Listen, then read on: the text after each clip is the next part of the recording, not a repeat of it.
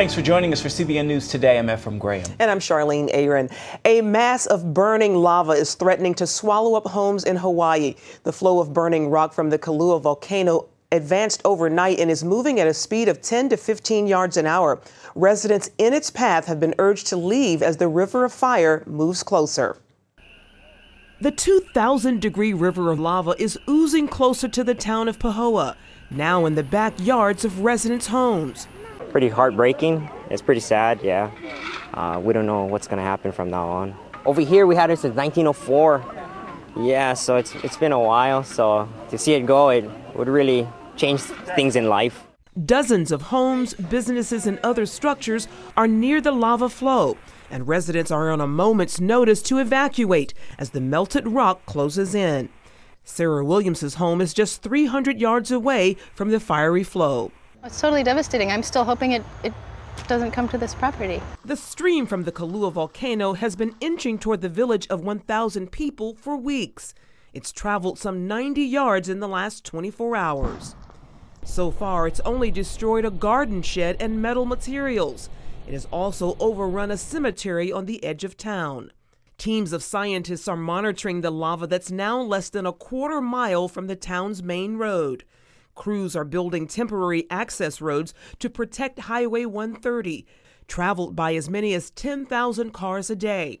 City workers are clipping power lines as a precaution, as a number of methane explosions have been reported. Meanwhile, tires smoldering in a rubbish heap have officials worried about air quality. Chemists are checking the air to make sure it's safe to breathe. And the National Guard has been called in to assist with patrolling roadblocks today. A nurse in Maine is challenging that state's request. She quarantined herself at home for 21 days following her work in the Ebola hot zone. Casey Hickox says she is prepared to sue. Hickox is also the nurse who challenged New Jersey's governor when she was placed in isolation upon her arrival at Newark Airport last week. She is now back at home in Maine, one of 9 states with stricter guidelines for those returning from West Africa. And state police are monitoring her movements. So far, Hickox has not tested positive for Ebola, and Wednesday she defied the mandatory quarantine and came outside to speak with reporters in her front yard. If these restrictions are not removed for me from the state of Maine by Thursday morning, I will go to court to attain my freedom. Meanwhile, a Spanish teacher in Metro Atlanta schools was placed in quarantine away from students until she is medically cleared. The school made the move after learning her husband had traveled to an area of West Africa facing the Ebola outbreak. A Liberian health official says the country is making progress in its fight against Ebola. On Wednesday, the World Health Organization said Ebola infections in Liberia could be declining by as much as 25% a week. An assistant health minister confirms the disease isn't spreading as fast as before. He said it's too soon to celebrate, but there aren't as many confirmed cases of Ebola, and workers are picking up fewer bodies off the street. Nearly 14,000 people have contracted Ebola in West Africa, more than 6,500 of them in Liberia. A 29-year-old terminally ill woman has set her own date to die. Brittany Maynard plans to end her life this Saturday by taking advantage of Oregon's physician-assisted suicide law. Paul Strand has the latest on this high-profile right-to-die case. Brittany Maynard is a young newlywed making headlines for choosing to end her life on her own terms. Doctors diagnosed her with terminal brain cancer in April and gave her 6 months to live. She doesn't want to wait that long. I plan to be surrounded by my immediate family, which is my husband and my mother and my stepfather and my best friend, who's also a physician. I will die upstairs in my bedroom that I share with my husband. Maynard moved to Oregon to take advantage of the state's assisted suicide law. Doctors there prescribed her a life-ending medication she plans to take on November 1st. Maynard's controversial decision landed her on the cover of People magazine and in the center of a moral and ethical debate over assisted suicide. Currently, 5 states allow patients the right to physician-assisted suicide.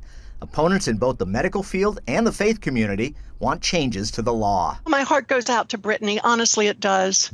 But I would pray that before she swallows that prescription, I would tell her about how the love of Jesus has sustained me. Joni Erickson Tata is a quadriplegic and a breast cancer survivor.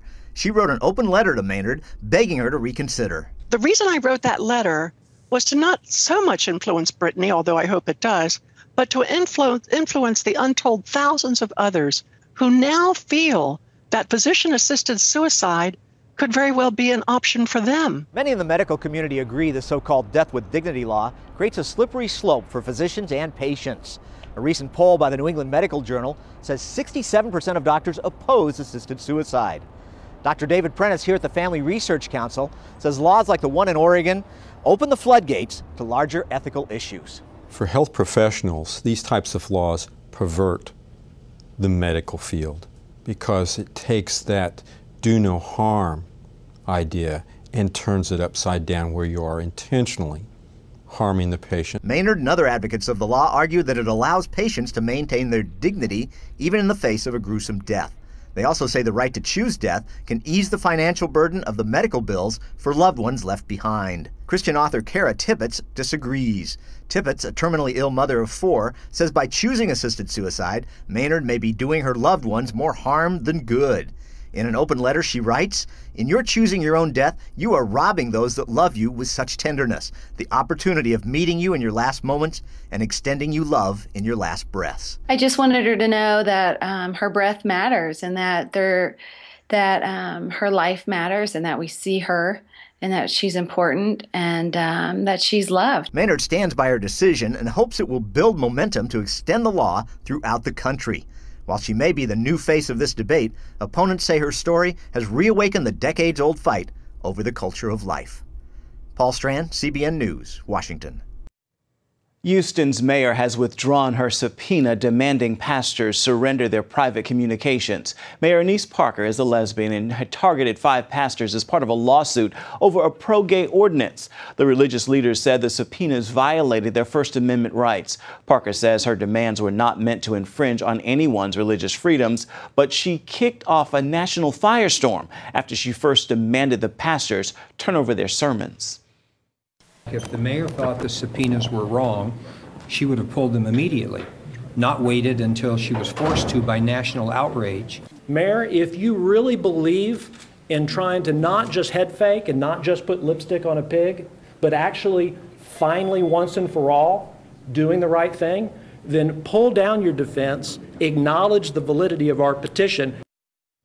Opponents of the ordinance say they're still fighting for justice after Parker blocked a petition that would have given voters a say about the gay ordinance. And legal scholars say Parker's agenda highlights a disturbing trend of violating constitutional rights. An assistant dean at George Mason University School of Law said, quote, "She represents a small but thriving portion of our society that thinks government may and should intrude on religious liberty to force upon citizens political dogma." Israeli Prime Minister Benjamin Netanyahu is on the defensive, saying he's under fire because he won't compromise the safety of his country. Those were his first public remarks after an interview quoted a senior Obama administration official calling Netanyahu a curse word that starts with chicken. The official told The Atlantic the good thing about Netanyahu is that he's scared to launch wars, but the bad thing is he won't accommodate the Palestinians or Sunni Arab states. Another senior White House official said Netanyahu is a coward on nuclear Iran and won't launch a preemptive strike.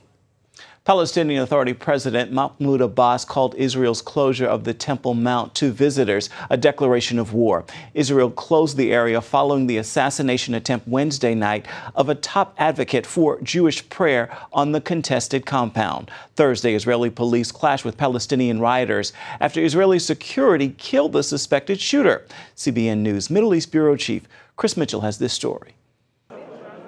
Yehuda Glick just finished a lecture at the Begin Center in central Jerusalem as part of an event entitled Israel Returns to the Temple Mount.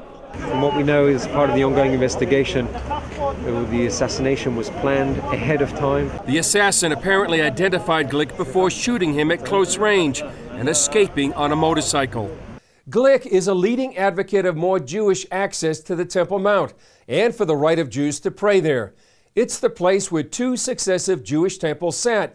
The second was destroyed in 70 AD by the Romans. It's a result of the Israeli policy that not let Jews pray on the Temple Mount, a policy that sends a signal to the Arabs that they can continue attack in many ways those Jews who wants to go to the most holiest place, to Judaism on earth, to the Temple Mount and pray. Israeli Prime Minister Benjamin Netanyahu says there'll be no change of the status quo on the Temple Mount. Only Muslims are allowed to pray there, known in Arabic as the Noble Sanctuary. The site currently hosts the Al-Aqsa Mosque and Golden Dome of the Rock Shrine. The incident is the latest in growing violence surrounding the Temple Mount. Israeli officials accuse Palestinian leaders of incitement to violence over the site, including Palestinian Authority Chairman Mahmoud Abbas, who called on Palestinians to use all means to prevent Jews from entering the compound. Chris Mitchell, CBN News, Jerusalem. Coming up, exploiting young girls for a feminist cause. Is this offensive ad campaign the perfect example of how not to treat girls and women?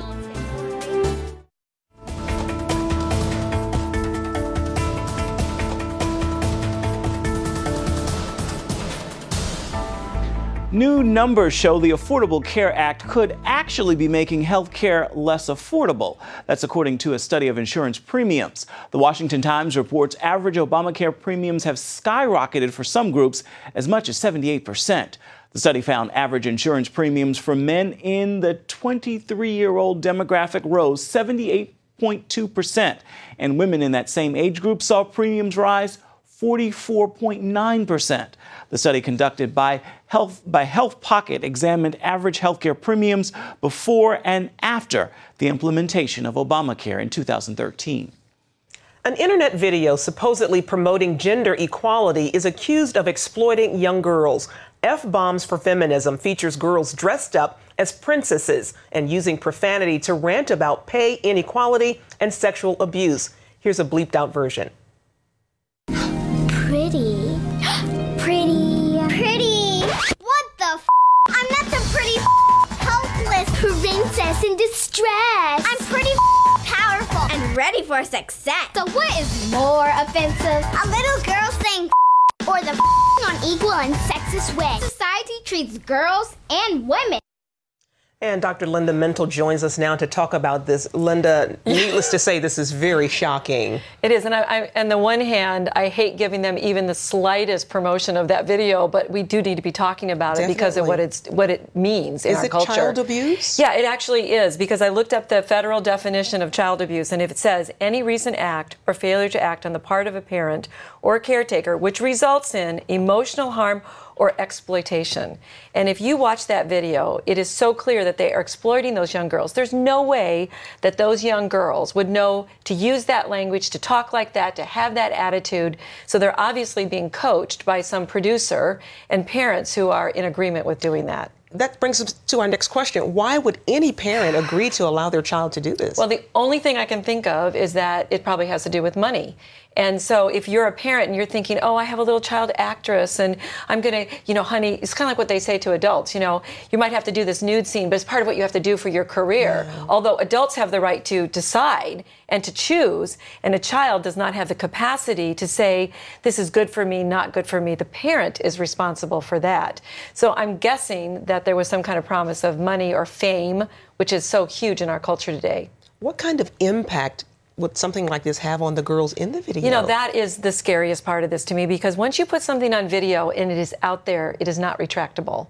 And so for the rest of their lives, those little girls are going to be marked by this kind of video that's going to follow them where they go. And once they find out what they were actually saying and what they meant, and the one part that's really disturbing that you and I were talking about as we were watching that is this part where they're talking about how awful it is to be sexually assaulted by a male, but they're using sexually assaultive language towards men to bring that point out. So the whole thing is so wrong and so disturbing. It's really disturbing. And feminism is supposed to be about empowering women, but clearly they're not concerned about the girls in the video. No, and there's nothing empowering about this. If nothing else, it's teaching girls to be disrespectful, to use coarse and horrible language towards another person. It's exactly the opposite of empowering you. It's very cruel, in my opinion, to what they're doing to those girls. Wow. And Linda, here we are talking about which is what they're aiming for about the girls being, so vulgar and everything. But this really does need to be exposed. It really does. And I hope that anybody who watches that on YouTube would write in and say, this is horrible, horrific. I hope somebody legally goes after these producers under this idea of child abuse and exploitation. I took this to one of my lawyer friends, and she said they could have a case. So if you're out there and you're watching it and you want to take on something, be a great cause. I think a lot of people would back that They effort, would. definitely. Dr. Linda Mendel, thank you so much for joining us today. Up next, the Kansas governor who won in a landslide 4 years ago may now be losing ground. An inside look at the tight race in the Sunflower State. That story is coming up next. As Election Day nears, it appears there's more potential problems for Democrats. Politico reports the Democratic Congressional Campaign Committee is putting money into races even in liberal districts long thought to be safe for them. Democrats are worried they could lose even more seats than expected. Republicans point out many races remain close in both the House and in the Senate.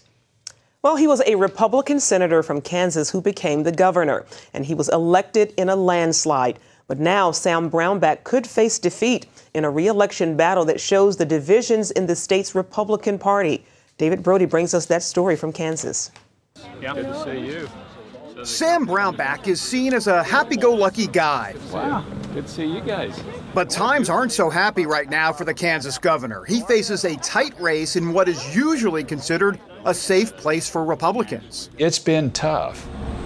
The problem centers on the economy. His critics say it's in shambles, but Brownback says not so fast. We are strong in this state, but transitions are hard. That transition began in 2010 when the former senator brought his Tea Party style of conservatism to Kansas. In 2012, the governor helped pass the biggest tax cut in America during the last 20 years. He said it would lead to economic growth, but so far, the results aren't there. He was very forthright about this, almost too forthright. He said this was an experiment. We'll see how it works. We'll have a real live experiment. While Brownback implemented spending cuts, there weren't enough to make up for the loss in tax revenue. If you're going to cut revenue, then you also need to adjust spending.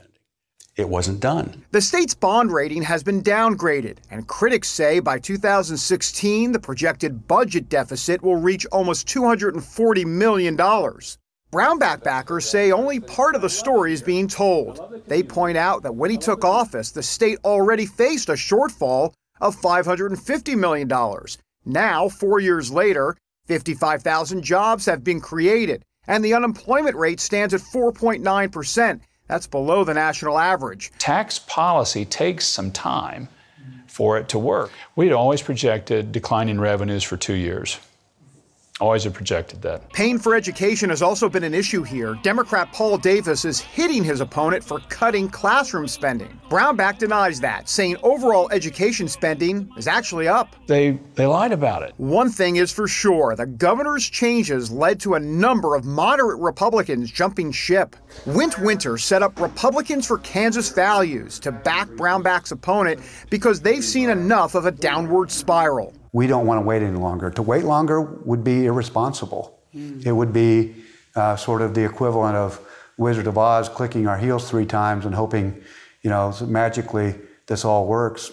But it hasn't, and it won't. How disappointed were you in these moderate Republicans we hear so much about that kind of jumped ship and have decided to support your opponent here? What was that like for you? Well, for a number of them, this isn't their first rodeo. They supported Kathleen Sebelius for governor first time around. And many of them, not all of them, but many of them support tax increases and Obamacare. This shapes up as a battle over the role of government. Trabert says big government politicians are threatened. It's about we don't want this form of government, this citizen-focused, better service, better price government to kick in because it changes the culture of how government operates. The race really does shine a light on the intense fight for control between conservatives and moderates within the Republican Party. A new Gallup poll shows 38% of Kansans are conservative, but an almost equal amount, 36%, say they're moderate. Out of the top 10 Republican voting states, Kansas ranked the least conservative of all of them. Will Kansas go back to a somewhat more moderate conservative stance where it's been over the last 40 or 50 years? Brownback further alienated moderates in 2012 when he supported conservative Republican challengers over moderate incumbents in order to tilt the legislature in his favor. He decided that some of the people with the same colored jerseys on, he wanted off the team. Brownback is pushing back. Then why do I have moderates in the cabinet? And like sharks smelling blood in the water, enemies are hitting from all sides. I think the left is just so desperate to see, they want this model to fail so bad. This whole political ordeal has tested the governor's faith, no doubt about it. I like to tell people I've been growing. Which is what's taking place. But Brownback is moving full steam ahead. Because the way Brownback sees it, he didn't become governor just to take up space. When you hire a new coach or CEO of a company, you don't tell them, look, we're kind of in decline. Just manage the decline well. Don't make it hurt too much, okay? You hire them to say, look, change this place. Get it going the right way. Build it. Let's grow. Governor? That's a message he hopes will keep him around as governor until the cows come home. David Brody, CBN News, near Topeka, Kansas. Now, CBN News will have live coverage online next Tuesday. You can find all the latest updates and analysis at cbnnews.com as well as on Facebook and Twitter. So be sure to check out our special coverage beginning at 7 o'clock on election night. Finally this hour, CBN Asia recently celebrated its 20-year anniversary. That's right. About 400 partners, donors, guests, and friends came together to celebrate the occasion. For the last 2 decades, CBN Asia has been programming and proclaiming Christ and transforming lives in the Philippines. Superbook is one program that's been making an impact there. There are nearly 1 million Facebook fans, and so far, more than 34,000 kids and parents have committed their lives to Jesus Christ. And you can find out more about what CBN is doing around the world by logging on to cbn.com/international. And that's going to do it for now on CBN News Today. You can find more of our exclusive coverage of the issues you care most about at cbnnews.com. Tell us what you think about the stories you've seen here today. You can do it on Facebook or at CBN News on Twitter. Hope you join us again right here next time. It's Thursday. Make it a thankful one.